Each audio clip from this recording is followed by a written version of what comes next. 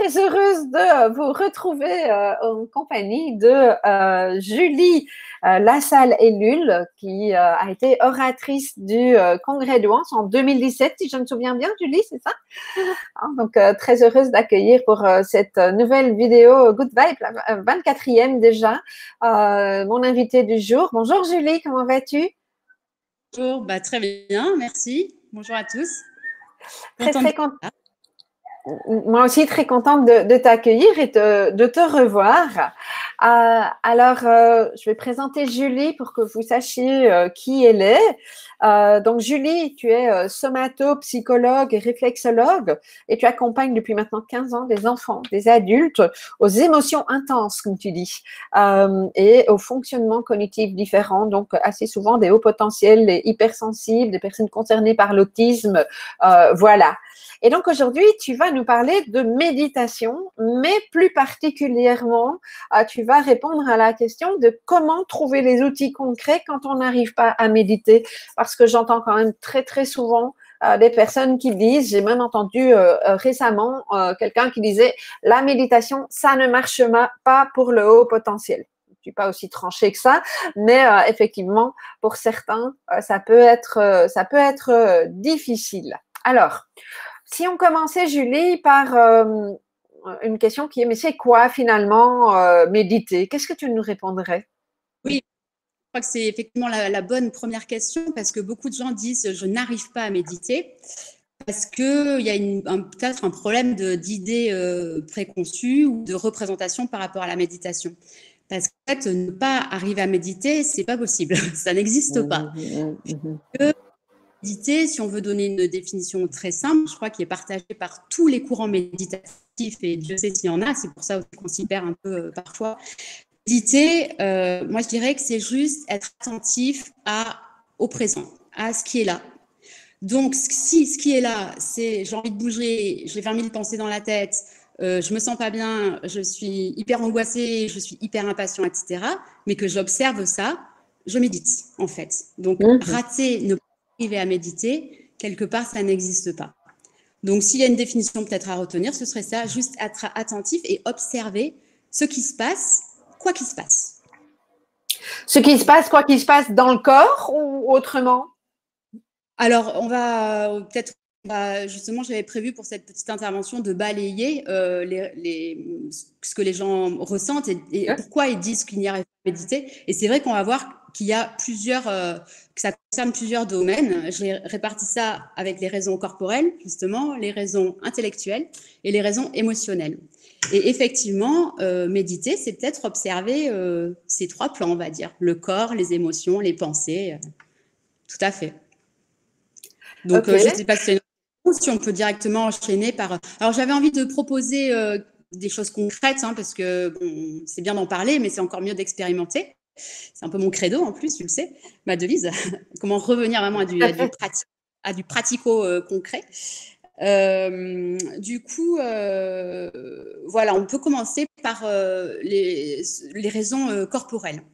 Donc, souvent, les gens pensent… Alors, ce que je dis, ça s'adresse aussi beaucoup aux enfants. Parce qu'il y a les adultes qui disent « moi, je ne sais pas méditer, je n'y arrive pas, c'est pas pour moi, je n'ai pas le profil qui est en adéquation avec la méditation ». Et il y a aussi beaucoup de parents qui disent, et surtout chez les hauts potentiels d'ailleurs, mon enfant, c'est juste impossible de le faire méditer, il ne tient pas en place, c'est pas du tout son truc, etc. Donc, moi, c'est un petit peu, j'adore faire ça en fait, j'adore faire méditer les gens qui disent que c'est pas possible. Je fais méditer des enfants avec autisme, des enfants avec des TDA, H, etc. Et on voit que en fait, si on quitte nos représentations et si on s'adapte à ce qui est là et à ce qu'ils peuvent faire en fait, et puis à leur propre fonctionnement, et qu'on médite à partir de leur propre fonctionnement, alors c'est magnifique. Et c'est complètement de la méditation en fait, mais adapté. Voilà.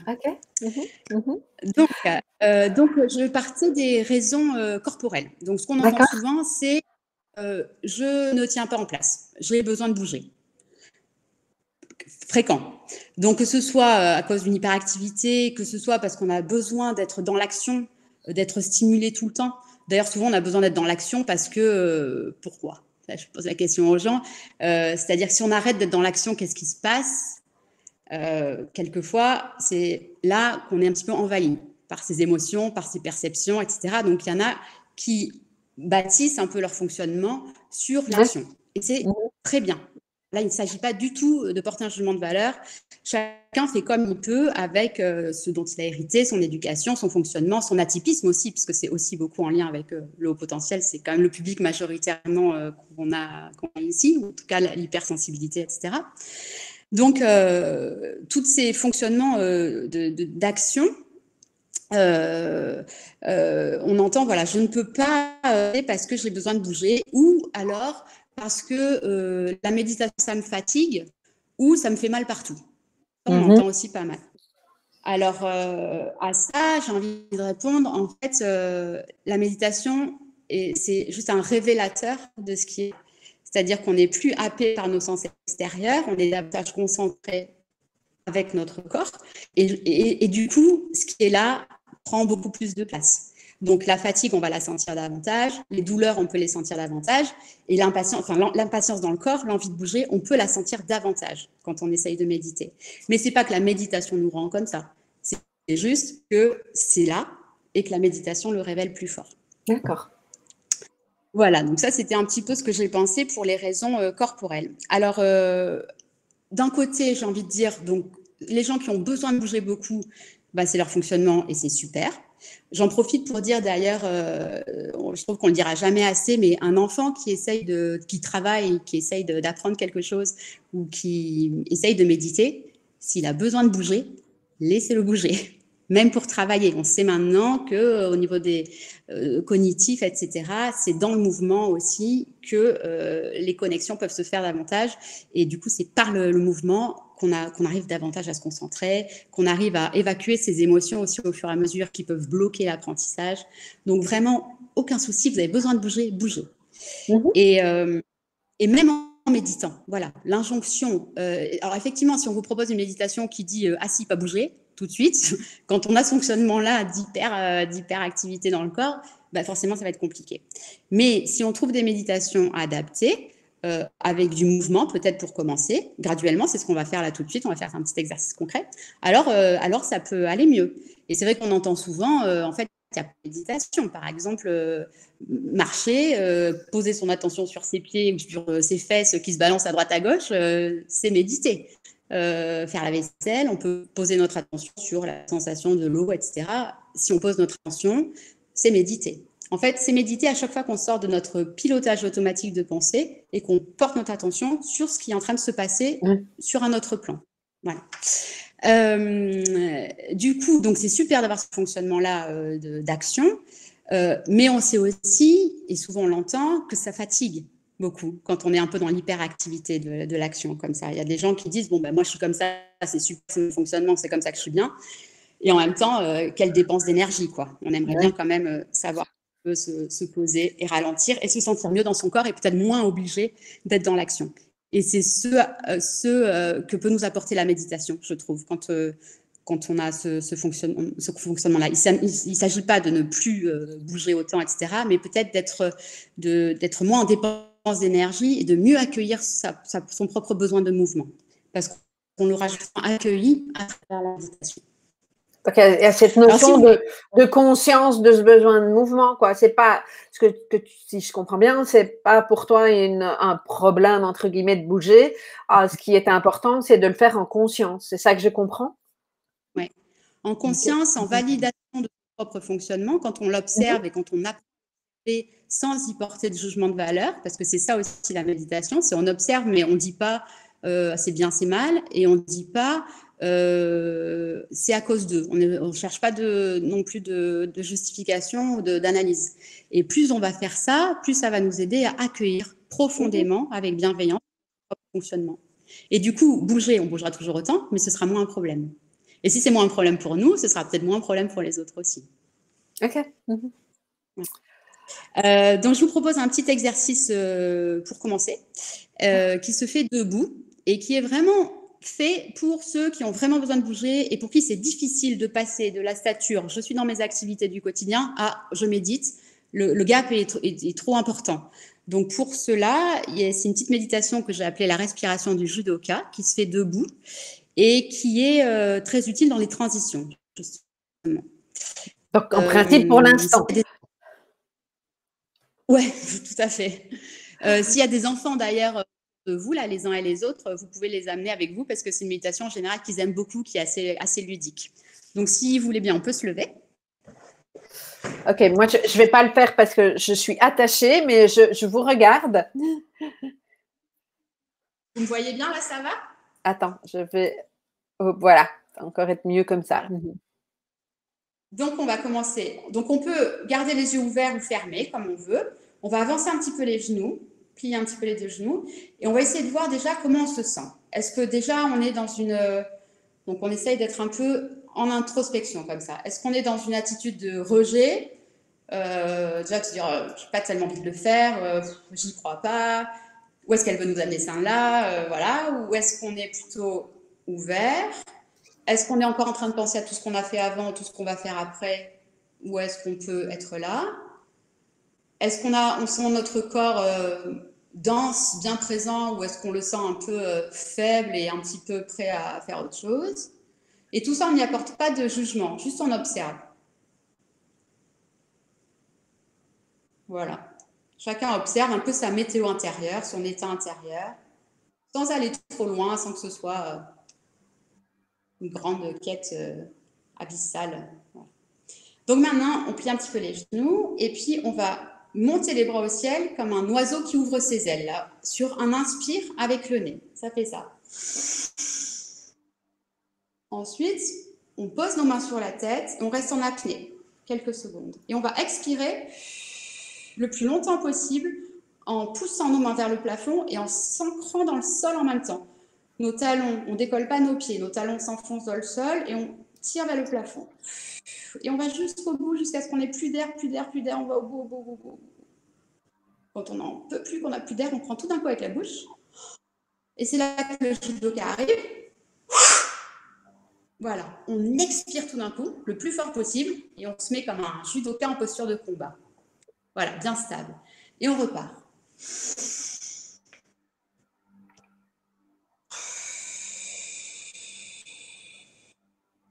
C'est là le plus important. Ça doit être le plus long possible et jusqu'au bout. Quand on n'a plus d'air, on laisse le diaphragme se réouvrir, le ventre se regonfler. Et judoka. On va le refaire encore une fois. On inspire ce qui nous fait du bien et on expire ce qu'on a un peu en trop, là. Peut-être de la fatigue, du stress, des douleurs. On souffle, on souffle, on souffle, on souffle. Et on inspire quand il n'y a plus d'air. Et encore une fois.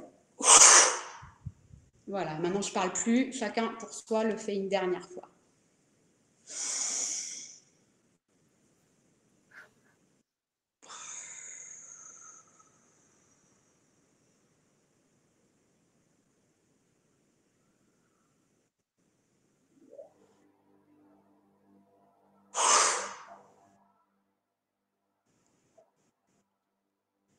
Et c'est là qu'on va rester quelques secondes pour observer si on se sent comme tout à l'heure ou un peu différent. Dans notre corps, dans nos appuis, dans notre envie de bouger ou dans le fait qu'on soit plus ancré peut-être, dans notre sentiment de patience ou d'impatience. On peut aller aussi dans les émotions, etc., voir s'il y a quelque chose qui a évolué. Il y a quelque chose, c'est bien, il n'y a rien, c'est bien. Toujours pareil, pas de jugement de valeur.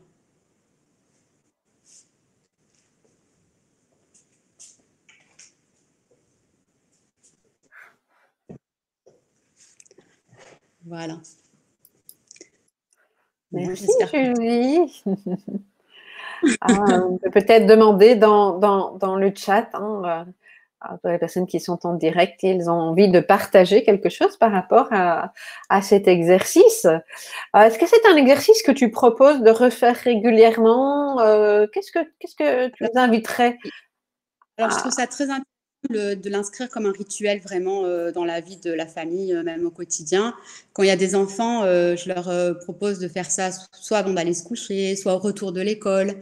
Quand il y a effectivement des transitions, ça peut être très aidant. Ou au moment de se mettre au devoir, quand il y a besoin de revenir à soi, justement. Ouais. Ok. Oui, oui. Et puis ça se fait quand il y a un besoin, quand on sent trop plein de quelque chose, ou comme une hygiène de vie, un peu, j'ai envie de dire, juste, allez, je fais une petite pause ludique pour revenir un peu à moi, pour souffler un petit coup. Ça dure 3 minutes et ça peut vraiment faire du bien. Ouais. Donc, par exemple, entre deux réunions où j'ai été pour le moment, hein, on est beaucoup d'entre nous avons du télétravail, des réunions ou bien du Skype ou peu importe le moyen qu'on utilise avec la famille, mais on est assez bien devant nos écrans, hein, peut-être beaucoup plus que qu'habituellement. Donc, entre deux périodes d'écran, ça pourrait être par exemple quelque chose d'intéressant à faire. Et en plus, intéressant parce que ça dénoue aussi un petit peu les tensions là qu'on a beaucoup quand on est enfant. Donc, oui, ouais, tout à fait. C'est une très bonne idée. On a des retours, hein. Quelqu'un nous dit c'est apaise, effectivement. Je ressens un peu plus de présence dans le moment présent. Mes pieds étaient plus ancrés après. Donc, intéressant. Ouais, super, super, super. Merci, Julie.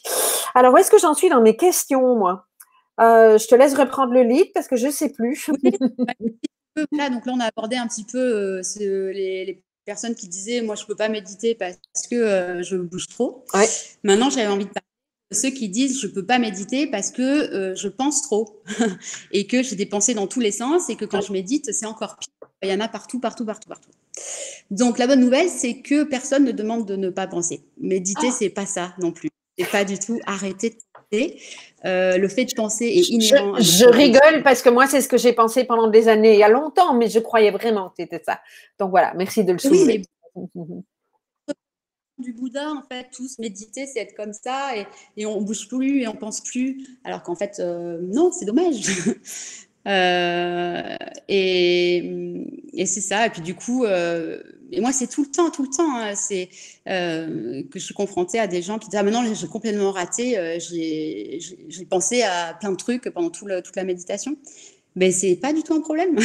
Le tout, c'est du coup juste d'observer. Ok, en temps réel, bah, mon cerveau, il pense, il n'arrête pas de penser, il n'arrête pas de penser. Est-ce que pour autant je ressens des choses? Oui, non. Est-ce que pour autant je peux ressentir ma respiration, mes pieds, machin? Oui, non.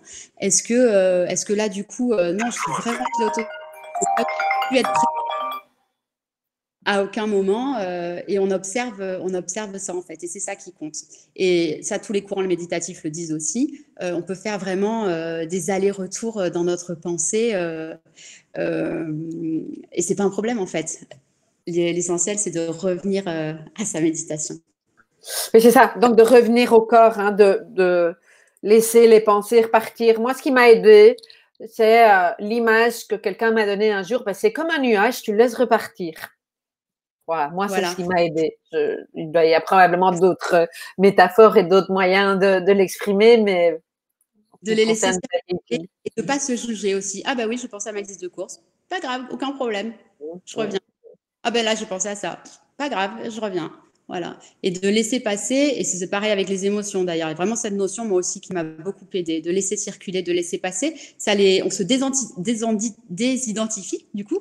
Et puis, on nourrit moins, on est moins collé, c'est ça, à ses pensées, ses émotions. Et ça fait beaucoup de bien. Et transposer, forcément, plus on le rencontre dans la méditation, et ça je le dis aussi beaucoup, plus dans la vie, ça se ressent.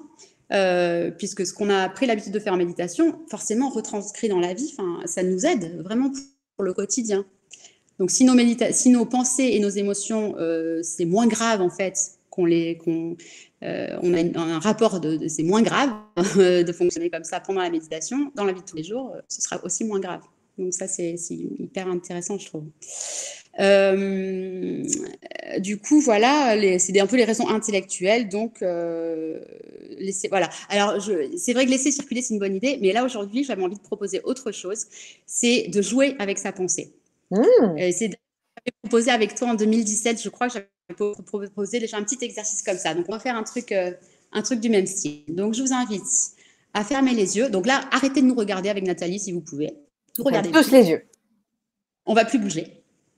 On ferme les yeux. Et puis on observe, pareil. Bah déjà, si c'est compliqué de fermer les yeux, pareil, aucun jugement, aucun problème, vous les gardez ouverts. Mais vous essayez juste d'être avec vous-même un petit peu à l'intérieur. Et puis, on va observer justement, qu'est-ce qui se passe dans notre tête? Est-ce qu'on a une pensée? Est-ce qu'on en a plusieurs? On va essayer d'en attraper une, celle qui est la plus importante.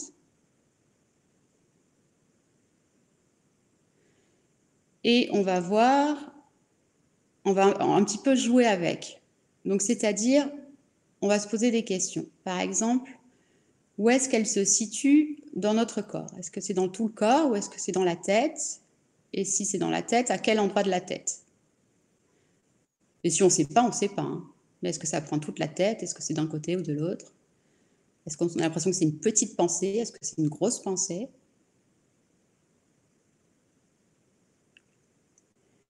Est-ce que cette pensée, on la voit écrite? On la voit en image?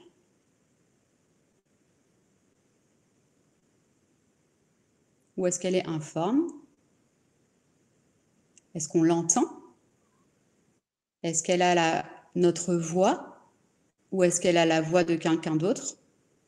Comme une injonction qui viendrait de l'extérieur? De ma mère, de ma grand-mère, de mon enfant?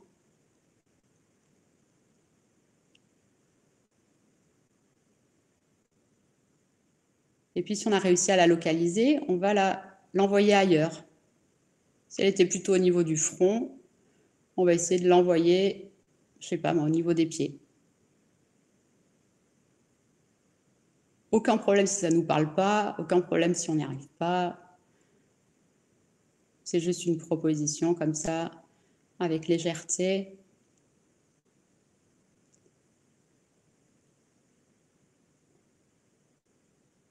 Voilà, on revient avec cette phrase, cette pensée. Et on va essayer d'augmenter le volume, comme si ça criait à l'endroit où ça crie. Si c'est dans notre tête, comme si ça criait dans notre tête. Progressivement, on augmente le volume de cette pensée.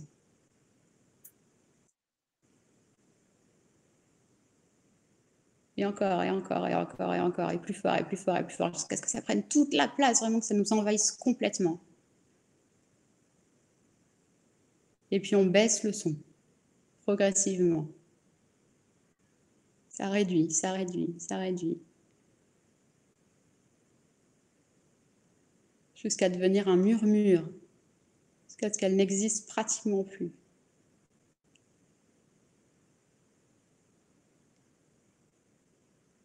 Et puis maintenant, on la laisse revenir à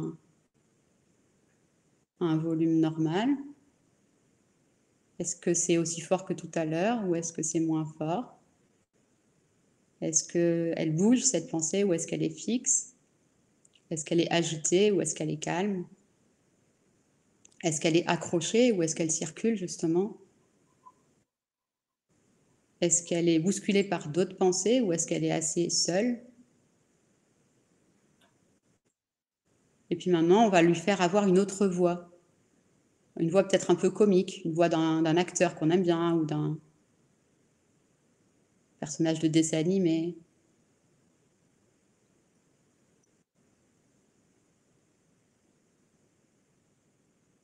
Voilà, et puis maintenant, on va la laisser, en fait. On va la laisser être là, vivre sa vie, circuler si elle circule. Et on va juste terminer par un tout petit mouvement de tête effectif. Vraiment, il faut que ça se voit chez vous. Si on vous regarde, il faut que le mouvement se voit. On va faire très, très lentement. C'est un exercice de somatopsychopédagogie. On va faire très lentement un mouvement avec la tête, comme si on disait oui. Notre menton va se rapprocher du sternum. Extrêmement lentement, millimètre par millimètre.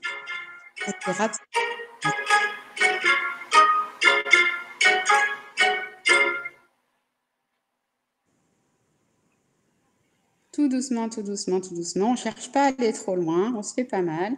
Et stop, on s'arrête et on marque un arrêt, qu'on appelle un point d'appui. Et on ne bouge plus.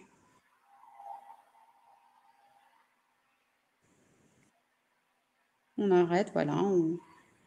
On se laisse tranquille là dans cette posture. On ne cherche rien d'autre que ce qui est là. Et à mon signal, on va repartir en arrière, comme si on suivait ce oui au ralenti, pour légèrement basculer la tête en arrière. Top départ. L'arrière de notre tête se rapproche de nos cervicales. Pareil, on ne cherche pas à aller trop loin. Et on s'arrête. Point d'appui, petite pause. Et on relâche les mâchoires, les épaules.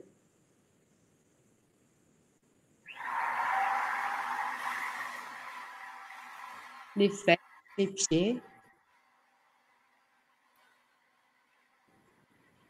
Et on repart vers l'avant, top départ. Là, c'est notre front qui se rapproche du cœur.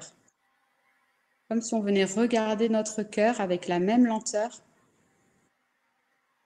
la même délicatesse, la même bienveillance.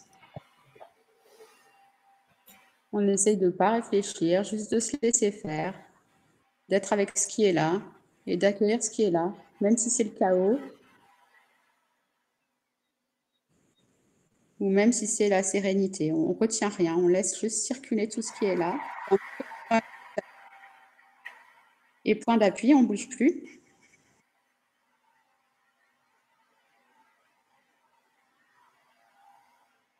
Si on se surprend en flagrant délit de tension d'une partie du corps, on la relâche.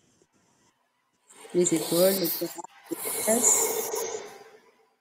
Et top, départ vers l'arrière.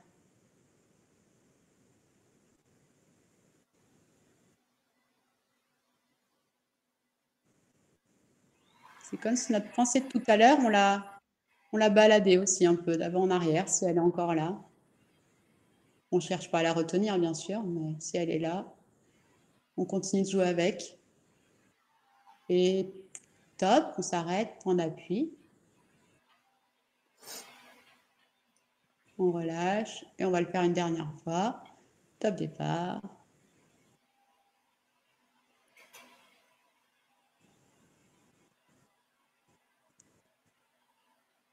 On vient regarder notre cœur.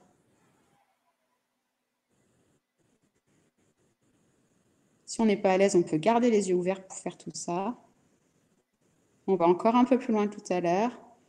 Point d'appui.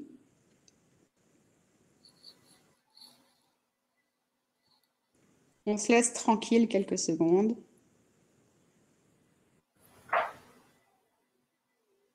On est ensemble et chacun est avec lui-même en même temps. Et top départ pour un dernier mouvement vers l'arrière. Pareil, dans lequel on va un peu plus loin que tout à l'heure. Ça se fait normalement assez naturellement. Si ça nous crée des tensions ou si ça nous révèle les tensions qui étaient là, on observe ça. Pareil, si ça génère des pensées, d'autres pensées, ou un inconfort, des émotions, on essaye d'accueillir ça et d'observer ça. Milieu, top départ. Et pareil, on prend 2-3 secondes pour observer est-ce que quelque chose a évolué ou pas depuis le début de ce petit exercice méditatif. Dans vos pensées, dans votre état en général, dans votre corps. Et si vous partagez sur le chat, voir comment vous vous sentez. Et si ça vous déclenche quelque chose, des réflexions ou un état, une pensée. Voilà, donc ça, c'était plus pour concerner les raisons intellectuelles. Voilà. Moi, je n'arrive pas à arrêter de penser. Voilà, vous voyez que ce n'est pas forcément un problème. Ok, merci, merci. Je vois qu'on n'avait pas conscience du temps. Je regarde évidemment, j'ai le timer. On arrive là tout doucement à la demi-heure. Qu'est-ce que tu as à nous proposer à ce stade-ci, Julie? Du coup, je vais passer rapidement sur les grosses raisons aussi qui sont les raisons émotionnelles, qui sont vraiment en fait les plus importantes. Donc, dans les raisons émotionnelles, il y a je n'ai pas la patience, je m'ennuie, méditer, pour moi tellement j'ai l'impression de perdre mon temps, ça ne sert à rien, je n'y vois aucun intérêt. Donc ça, c'est très, très fréquent. L'autre chose, c'est ça me met hors de moi, ça me déclenche des colères pas possibles. J'entends un truc, c'est oh non, au secours, pitié, foutez-moi la paix. Vraiment, et puis j'emploie les mots forts parce que surtout les hauts potentiels, ça peut être très, très vivace quoi, comme réaction. Très Donc, intense, comme tu le dis bien. c'est bien de pouvoir en Ouais. parler aussi. Et puis, donc évidemment, c'est une liste non exhaustive, hein, mais bon, alors je n'ai pas la patience, je m'ennuie, ça m'énerve ou ça m'angoisse. Pas jusque-là. Et Voilà. dans ce cas-là, est-ce que tu as un exercice à proposer plus spécifiquement ou... Oui, ah bah oui, bah j'en ai plein. J'en ai plein. Mais s'il faut en sélectionner un, tu as envie qu'on aborde quoi? Plutôt l'ennui, la colère ou l'angoisse? Ça pourrait peut-être être intéressant, l'angoisse, parce que c'est quand même quelque chose que les gens, enfin, en tout cas dans notre public, où on peut être connecté. On ne sait pas toujours d'ailleurs que c'est de l'angoisse, mais ça peut venir assez facilement. Donc, dis-nous.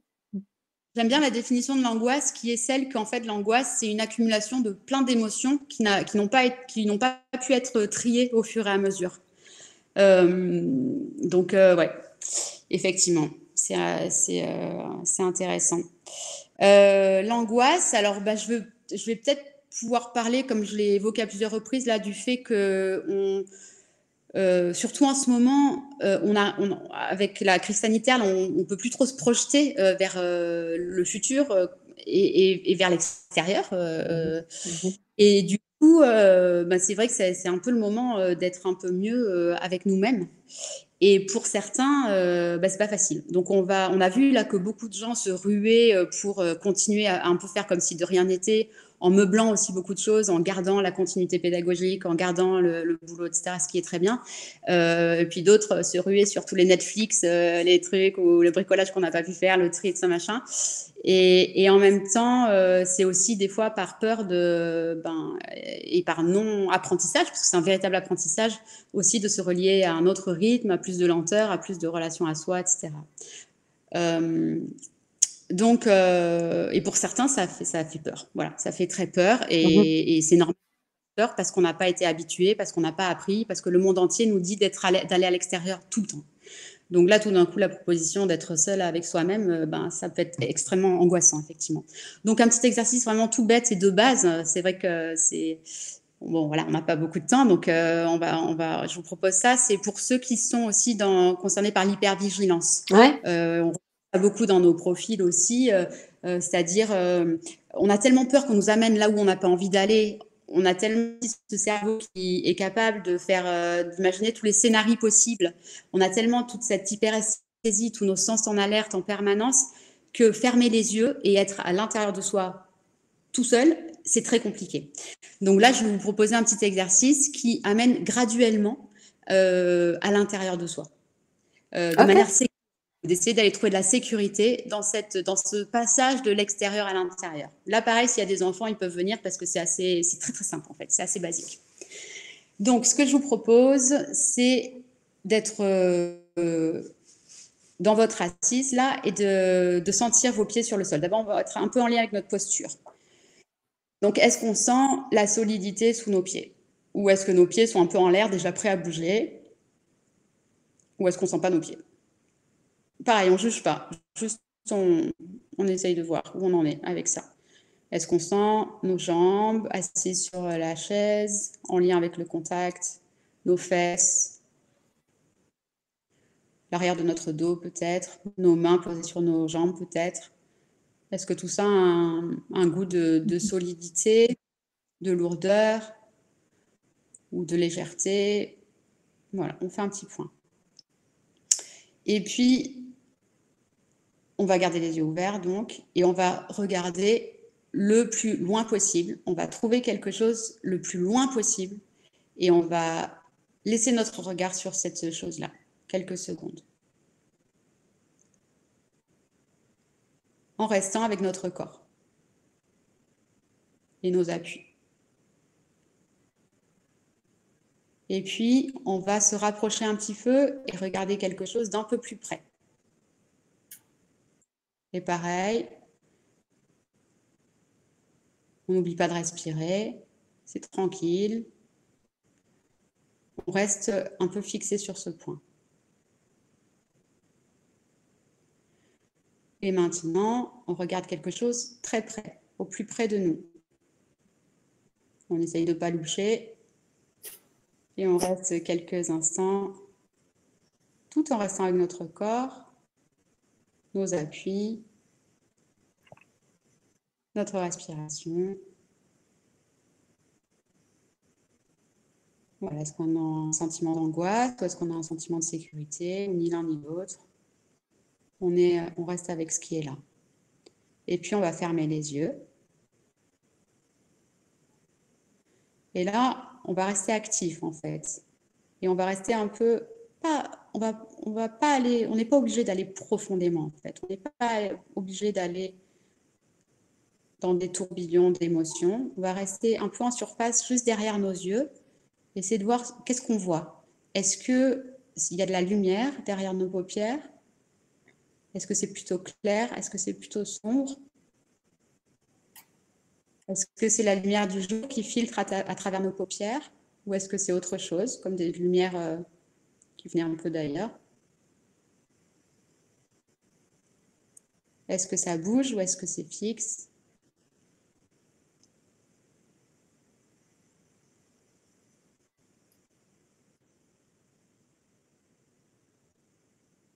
Voilà, et de là, on va écouter ce qui se passe autour de nous, de la même manière le plus loin possible.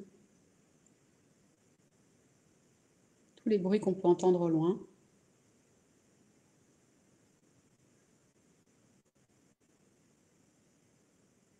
Et puis tous les bruits qu'on peut entendre un peu plus proches.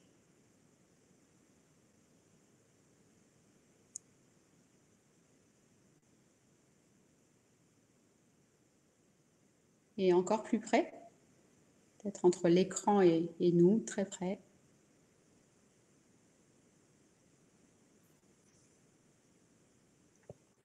Tout en restant avec nos yeux, avec notre corps. Et peut-être les bruits à l'intérieur de nous maintenant, les bruits de la digestion, de la respiration. Est-ce qu'il y a d'autres bruits? Ou d'autres silences?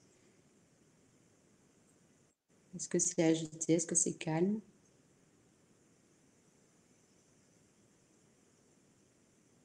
Est-ce que ce sont des bruits bruyants ou des bruits silencieux quelque part, apaisants?